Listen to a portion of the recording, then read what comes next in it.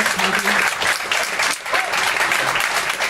So I'm going to quick plug on behalf of the group I represent, the Intangible Collective. You can visit us at intangiblecollective.com. There are 29 of us.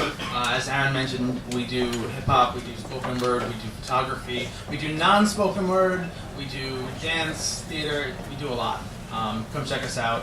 There's a lot of videos and audio you can look at there.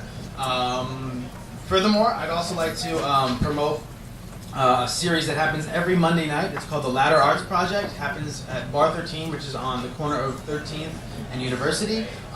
They do slams every other week. They do open mics. They do a bunch of different events. My friend Sean Patrick Conlin is now doing a free workshop where he brings someone in every single week. It's free. Get there at 6 o'clock.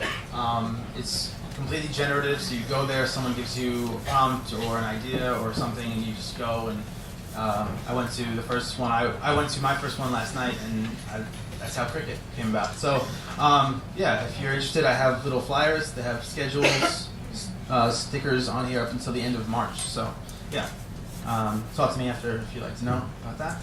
And this is my second to last poem. It's a short one, and then I'm going to close out with and this is called Why We Do Not Take Lovers.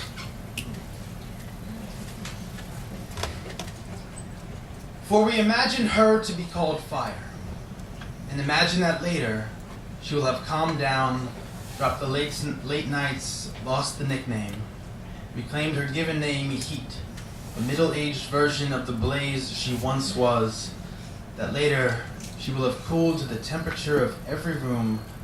It's just something that sits with us.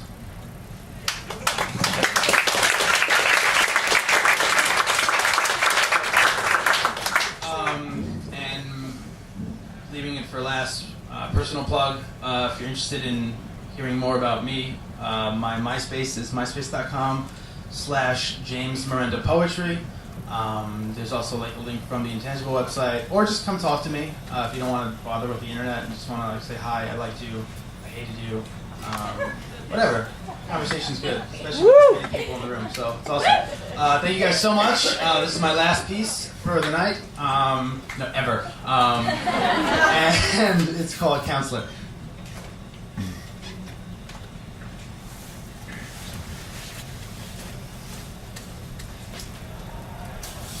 Hunter Stockton Thompson, by his last birthday, was starting to feel that his thoughts were showing their age. Innovator of gonzo journalism, the style of reporting in which an author becomes so inherent to the story it is as if he could tell you the taste of every sailor going down.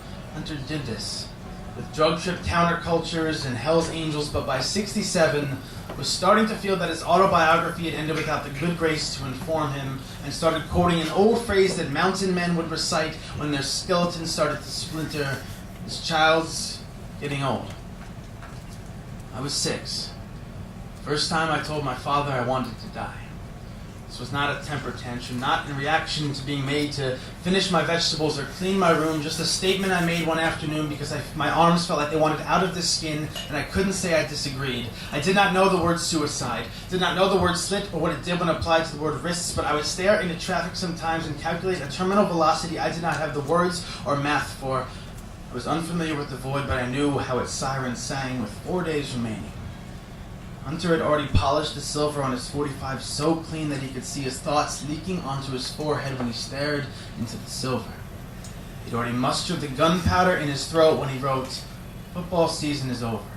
No more games, no more bombs, no more walking, no more fun. 67, that is 17 years more than I needed or wanted. Boring, I am always bitchy, no fun for anybody. You are getting greedy. Act your old age. Relax. This won't hurt." I was 17.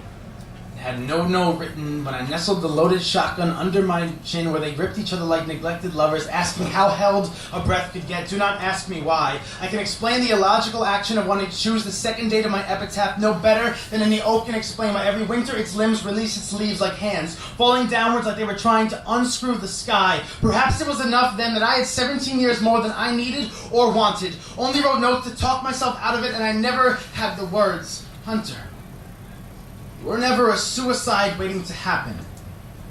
You were a man who came to suicide wanting to know how well it kissed. If it was softer than this existence, then I have flirted with it, and it has left me with no scars, no bad stomach, no rope burn, or permanent case of whiplash, but please tell me it isn't softer. On the day you found new waters to swim in, you typed the single word counselor before leaving, like it was what you could no longer be for us, like it was the title of your final story in which you became part of dying to tell us what it was like. On the morning following the last time I hoped to swallow the rivers of my arteries, I wrote the word I, followed it with stand, finished it with the first thing these fingers could call a poem because I was standing. I was certain of that, but I did not, and I do not, have the words in Hunter. I'm not better. I'm just out of practice. Thank you guys so much.